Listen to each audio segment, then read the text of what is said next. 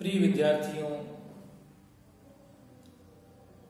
भारत हमारा अत्यंत व्यापक और विशाल देश है। यह परंपराओं और संस्कारों का देश है। यह ऐसी भूमि है जहां पर ऋषि मुनियों ने अपने त्याग और अपनी तपस्या के माध्यम से हमारे जीवन का मार्ग प्रशस्त किया। एक ज्ञान की लंबी परंपरा का निर्वाह हमारे देश ने किया। हमारा देश संपूर्ण विश्व में विश्व गुरु कहलाया, ज्ञान शिरोमणि कहलाया। आज प्रश्न इस बात का नहीं है कि हम ज्ञान शिरोमणि तो हो चुके हैं, लेकिन प्रश्न इस बात का है कि आज हमारे जीवन में मानवीय मूल्यों का ह्रास अत्यंत व्यापक रूप से देखा जाता है। यह चिंता का विषय है। मानवीय मूल्यों में से एक महत्वपूर्ण मूल्य है सच्चरित्रता, ईमानदारी, कर्तव्यपरायणता। ईमानदारी एक ऐसा मूल्य है जो भ्रष्टाचार को मिटा सकता है। ईमानदारी या कर्तव्यपरायणता भ्रष्टाचार पर काबू पाने के लिए पर्याप्त है। हमारे धर्मशास्त्रों में कहा गया है, आचारः परमो धर्मः। आचारवान पुरुष को ही सबसे महत्वपूर्ण स्थान मिला है। जो मनुष्य आचारवान नहीं है, जिसमें आचार शुद्धि नहीं है, वह कदापि श्रेष्ठ नहीं है। महर्षि पराशर ने कहा है, आचार भ्रष्ट देहानाम भवेत् धर्म परांगमुखः। जो आचार भ्रष्ट है, ऐसे मनुष्यों से धर्म परांगमुख हो जाता है, उनकी विपरीत हो जाता है। आज हमारे देश में भ्रष्टाचार को पूर्ण रूपेण जड़ से खत्म करने की आवश्यकता है। इस भ्रष्टाचार के पीछे मनुष्य के भौतिक विचार, उसकी भौतिक लालसाएं, उसकी लिप्साएं, धन लिप्सा, मनी लस्ट इत्यादि अनेक प्रकार की लिप्साएं उसे मुसीबत में डाल देती है और भ्रष्टाचार का जन्म होता है। अगर मनुष्य सदाचारी है, कर्तव्यपरायण है, ईमानदार है, तो संपूर्ण समाज उसे अपने पुत्र के समान स्नेह करता है, उसके प्रति आदर भाव रखा जाता है।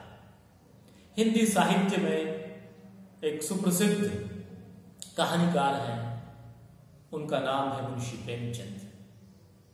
आज मैं आपके सम्मुख मुंशी प्रेमचंद की कहानी, सुप्रसिद्ध कहानी नमक का दारोगा के विषय में कुछ बताऊंगा।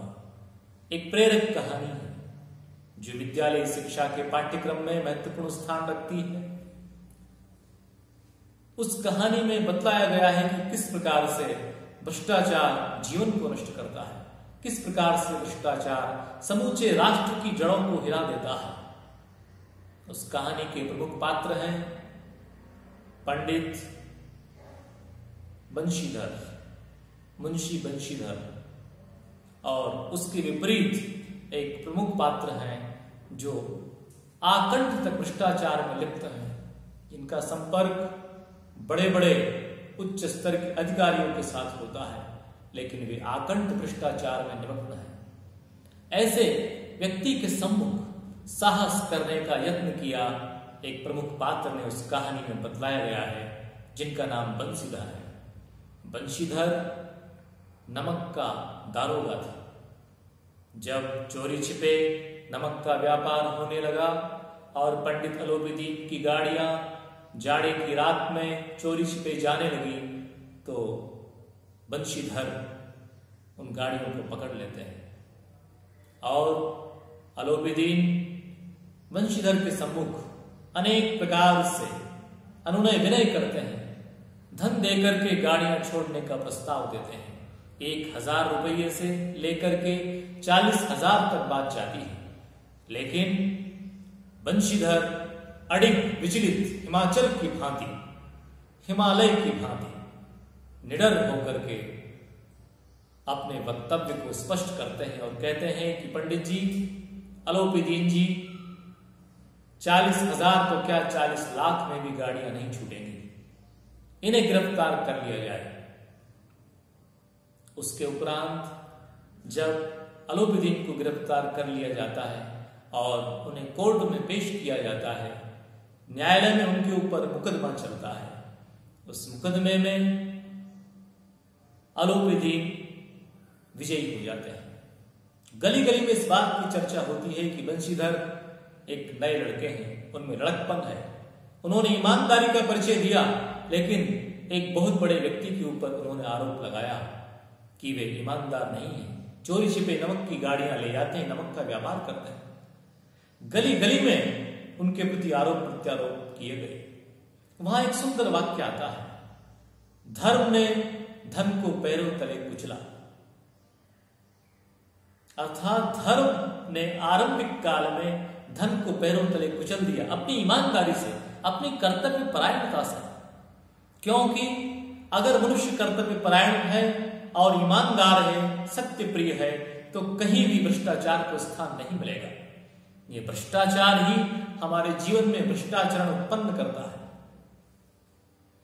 कालांतर में जब यह फैसला हुआ कि अलोपीदीन ने कोई अपराध नहीं किया है, अलोपीदीन को न्यायाधीश बरी कर देते हैं, निर्दोष सिद्ध कर देते हैं। और अंत में जब ये देखा जाता है उस कहानी में कि सब मिलकर के उस ईमानदार अधिकारी, ईमानदार नमक के दारोगा बंशीधर को बर्खास्त कर देते हैं, वे अपने घर चले जाते हैं। घर पहुंचने पर उनके पिता कहते हैं, हमने सोचा था कि नई नई नियुक्ति हुई है और जगन्नाथपुरी, रामेश्वरम इत्यादि की हमारी यात्राएं हमारे पुत्र के द्वारा पूर्ण होगी। अरे हमने भी हमारे जमाने में दिल खोल कर काम किया है। इसका आशय यह है कि हमने भी हमारे अधिकारियों के साथ, हमने भी हमारे उन ऐसे लोगों के साथ कार्य किया है जहां पर अपना भौतिक लाभ जहां सिद्ध हुआ उसको हमने प्राप्त कर लिया। कहने का तात्पर्य यह है कि उस ईमानदारी का परिचय जिस युवक बंशीधर ने दिया उसे बर्खास्त कर दिया गया था। उसके प्रति अनेक प्रकार की दूषित धारणाएं उत्पन्न कर ली गई थी। कालांतर में कुछ समय के उपरांत अलोपीदीन एक सुंदर बैलों से सजी हुई बैलगाड़ी में बंशीधर के घर के सम्मुख आते हैं और उसके पिता से कहते हैं कि आपका लड़का वास्तव में खरा सोना है, अत्यंत ईमानदार और भद्र पुरुष है। ऐसे व्यक्ति ही भ्रष्टाचार को मिटाने में, हमारे राष्ट्र में, हमारे देश में सहयोग करते हैं। ऐसे व्यक्तियों की आवश्यकता है। आज मैं आपके इस पुत्र को, बंशीधर को, अपनी संपूर्ण कंपनी का, अपनी संपूर्ण विरासत का डिप्टी मैनेजर बनाता हूं और जिसकी तनख्वाह 600 रुपए मासिक होगी। छात्रों, यह कहानी 1937 के आसपास के दौर की कहानी है। उस जमाने में जहां पर व्यक्तियों में मानवीय मूल्य सुदृढ़ थे, कहीं कहीं ऐसे उदाहरण मिलते हैं जहां पर मानवीय मूल्यों में गिरावट आई, मूल्यों में पतन हुआ। तो कहने का मतलब यह है कि कर्तव्य परायणता, ईमानदारी, सच्चरित्रता ऐसे मूल्य हैं जिनके माध्यम से भ्रष्टाचार को समाप्त किया जा सकता है। जो व्यक्ति ईमानदार है, जो व्यक्ति भ्रष्ट नहीं है, उसमें अत्यंत आत्मबल परिपूर्ण रहता है। और आत्मबल से परिपूर्ण मनुष्य, जो मनुष्य परिपूर्ण है आत्मबल से, वह सब कुछ करने में सक्षम होता है। उसमें किसी भी प्रकार का संदेह नहीं है कि वास्तव में ईमानदार व्यक्ति इस देश की सबसे बड़ी आवश्यकता है। इस कहानी में बंशीधर का एक महत्वपूर्ण वाक्य है। बंशीधर कहते हैं, हम उन नमक हरामों में से नहीं हैं जो कोड़ियों पर अपना ईमान बेच देते हैं। अर्थात नमक हलाल की आवश्यकता है, नमक हराम की आवश्यकता नहीं है। जो हमारे देश को, हमारे राष्ट्र को पोषित करते हैं, पल्लवित करते हैं और हमारी राष्ट्रभूमि के आदर भाजन बनते हैं, आदर पात्र बनते हैं, ऐसे ईमानदार युवक, ईमानदार हमारी पीढ़ियां वास्तव में श्लाघनीय है, सराहनीय है, जो हमारे देश को भविष्य में गति देने का कार्य करेंगे। अतः ऐसे नवयुवक सर्वदा नमस्य हैं, स्तुत्य हैं, श्लाघनीय हैं, जो ईमानदार और सत्यनिष्ठा से कार्य करते हैं। हमारे देश की परंपराओं को, हमारे देश के ज्ञान क्षेत्र को, हमारे देश के संपूर्ण आचार विचारों को विश्व में सबसे आगे ले जाने का कार्य करते हैं।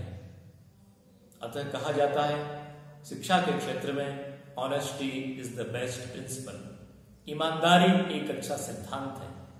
व्यापारियों के यहाँ कहा जाता है honesty is the best policy, ईमानदारी एक अच्छी नीति है। अतः ईमानदार बनकर सर्वदा राष्ट्र हित में सर्वत्र अपना योगदान देना चाहिए। महात्मा गांधी कहा करते थे कि ऐसा नहीं है कि आप जीवन में कोई बड़ा कार्य करें, कोई महान कार्य करें, आप छोटे छोटे कार्य करके महान बन सकते हैं, जिसे समाज, परिवार, समुदाय और संपूर्ण राष्ट्र स्वीकार करता है। एक दिन समय आने पर ऐसा होगा कि आपकी ईमानदारी, आपकी सच्चाई, आपकी सच्चरित्रता, आपका वैदुष्य, आपका वास्तव में ऐसा ज्ञान, जो ज्ञान आपके व्यवहार में दिखता है, जस्तु क्रियावान पुरुष स विद्वान, क्रियावान पुरुष को ही विद्वान माना जाता है। केवल इस प्रकार से यह नहीं कहा जा सकता कि समस्त ज्ञान को भार के रूप में ओढ़ लेने के उपरांत, वहन कर लेने के उपरांत मनुष्य के आचरण में किसी प्रकार की ईमानदारी नहीं, यह आचरण की शुद्धि नहीं। अतः आचार शुद्धि को सर्व शुद्धि माना जाता है। अतः उस भ्रष्टाचरण से हमारा देश मुक्त हो, हमारे आचरण में शुद्धि हो, हम सर्वदा अपने कार्यों के प्रति सर्वश्रेष्ठ रूप से सन्नद्ध होकर कार्य करें, और हम इस प्रकार से कार्य करें कि समूचा हमारा परिवार, समूचा हमारा कार्यक्षेत्र हमारा अनुसरण करे, हमें आगे की ओर ले जाए, हमें हमारे किए हुए कार्यों के प्रति वह समर्थन दे। इस प्रकार की भावना की आवश्यकता है। अतः हम ये स्वीकार करते हैं कि ऐसे अनेक दृष्टांत मिलते हैं हमारे यहाँ पर शास्त्रों में, प्राचीन ग्रंथों में, जहाँ आचार शुद्धि और ईमानदारी और कर्तव्यपरायणता की बात की जाती है। विशेषकर धर्मशास्त्र इस प्रकार का आचार शास्त्र है जहां पर हमें पूर्ण रूपेण शौचाचार से युक्त जीवन जीने के लिए प्रेरित किया गया है। अतः मेरे विद्यार्थियों, यह कहना लाजमी है, यह कहना उपयुक्त है कि आज हमारे संपूर्ण राष्ट्र की आवश्यकता है कि हमारे नवयुवक ईमानदार बने, कर्तव्यपरायण बने और उच्च विचारों से ओतप्रोत हो, वे मूल्यों के धनी हों। किसी भी प्रकार से वे कहीं भी जाएं, ऐसा नहीं कहा जा सकता कि वे अपने कर्तव्य में पीछे हैं, वे कर्तव्यपरायण नहीं है, वे सत्यनिष्ठ नहीं है, क्योंकि यह सुप्रसिद्ध है। कहा जाता है कि ईमानदार व्यक्ति ईश्वर की सर्वोत्तम रचना है। अतः ईमानदार व्यक्ति का सर्वत्र सम्मान होता है, क्योंकि उसका आचरण शुद्ध है, वह भ्रष्टाचरण में किसी भी प्रकार से लिप्त नहीं है। मनसा वाचा कर्मणा वह अपने कार्यों की सिद्धि करता है, अपने परिश्रम से, अपनी कर्मशीलता से। अतः सर्वदा हम ईमानदारी का साथ दें, भ्रष्टाचार को मिटाएं और हमारे देश को बुलंदियों पर ले जाएं। जय हिंद, जय भारत।